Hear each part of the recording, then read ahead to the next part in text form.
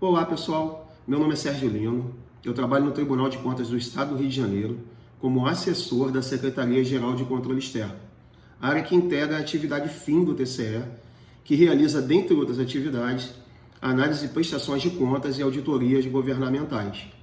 Eu também sou professor dos cursos de pós-graduação da Escola de Contas ligada ao Tribunal de Contas do Estado do Rio de Janeiro.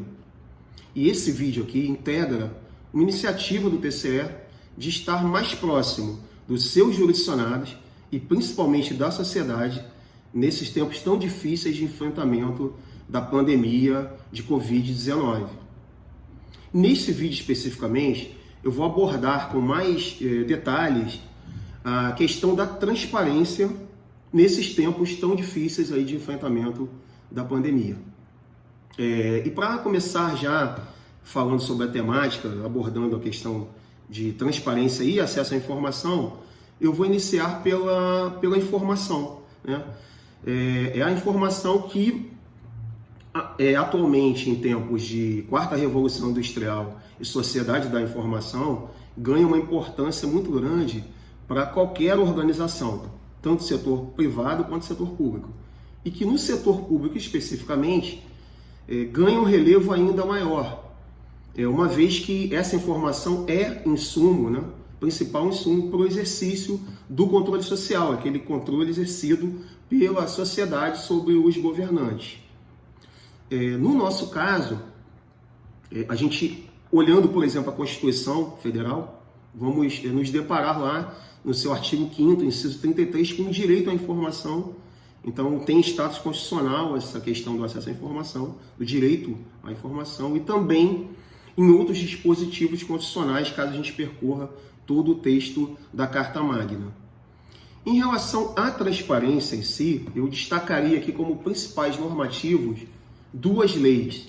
A primeira delas, a Lei de Acesso à Informação, a Lei 12.527 de 2011, que foi um grande marco em relação à mudança de paradigma do acesso à informação no setor público, que estabelece que, como regra, temos que toda informação produzida no setor público é pública, com algumas exceções que estão gravadas na própria lei. Então temos, por exemplo, a informação de cunho pessoal, informação já protegida por lei em termos de acesso, por exemplo, sigilo fiscal, e também informações de interesse de segurança do Estado. Mas fora isso, qualquer informação então tem um caráter público, tá?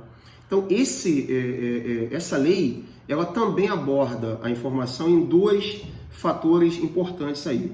O primeiro deles é a transparência passiva, né, que é a possibilidade da sociedade, de cidadãos, né, organizações, por exemplo, requisitarem informações públicas aos gestores, e aí existe prazo para resposta, etc. Né, isso é disponibilizado em sistemas públicos. E também a transparência ativa, que é um rol de informações de cunho obrigatório, ou seja, todos os gestores públicos, e não alcança só instituições públicas, mas aquelas que também recebam recursos públicos, de disponibilizar informações como, por exemplo, os empenhos, os pagamentos realizados, as contratações feitas. Então, tudo isso deve estar disponibilizado de forma obrigatória pelos gestores nos seus portais de transparência, que eu já vou mencionar logo em seguida. Tá? Então, informações como políticas públicas, tudo isso tem de estar lá. Essa lei também tem alguns princípios que eu vou voltar a falar um pouco mais tarde, por exemplo, como facilidade de acesso à informação, então essa acessibilidade à informação. Também a questão de facilidade de pesquisa e de processamento dessas informações que devem ser postas pelos gestores de uma forma que você possa, por exemplo, em computadores, fazer processamento delas facilmente. Então, são princípios que a Lei de Acesso à Informação também traz. O outro normativo importante é a Lei Complementar 131, de 2009, que instituiu a obrigatoriedade de todos esses órgãos obrigados em relação ao acesso à informação, então órgãos públicos, aqueles que detêm dinheiro público, né, de instituírem portais de transparência.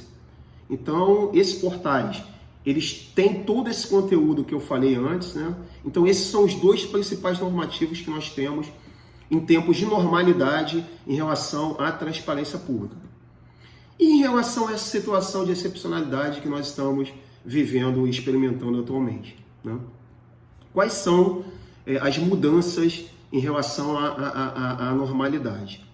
Nós temos aí a edição recente da Lei 13.979, agora de fevereiro de 2020, né, que traz, na prática, hipótese nova de dispensa de licitação para aquisição de insumos e serviços exclusivamente para o enfrentamento a essa questão da pandemia que estamos vivendo. Então, introduz uma nova hipótese de dispensa a todos os normativos que nós já temos de contratação, por exemplo, a Lei 8666 de 93. Em relação a essa legislação, o que ela faz? Ela facilita que o gestor possa, né, contratar de forma mais ágil, então mais rápida, para poder certamente responder à pandemia. Então, o artigo 4º dessa lei, da 13.979, introduz essa nova hipótese de dispensa mais ágil em relação às dispensas já previstas na 8666, por exemplo, mas ao mesmo tempo traz algo importante para nós aqui, especificamente nesse vídeo, que é a questão da transparência em relação a essas contratações especificamente. Então, o parágrafo 2º desse artigo 4º da 13.979 diz lá que todos esses órgãos, ao realizarem essas contratações para enfrentamento da pandemia, devem disponibilizar imediatamente, tá? E o legislador diz imediatamente, essas informações sobre contratações em um local específico, um portal específico, que já interpretando a lei, seria dentro do próprio portal de transparência que esse ente público já tem a obrigação de ter instituído antes. Então, uma seção específica desse portal deve trazer todas essas contratações lá imediatamente. Isso é muito importante para que a sociedade, para que os órgãos de controle e fiscalização possam efetuar realmente o seu trabalho nessa situação de excepcionalidade, né?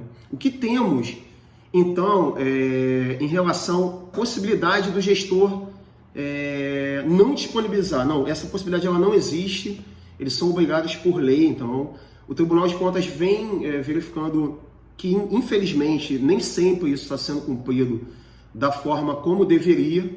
E também esse mesmo parágrafo 2º do artigo 4º traz também que todos os princípios que a Lei de Acesso à Informação já trazia sejam respeitados.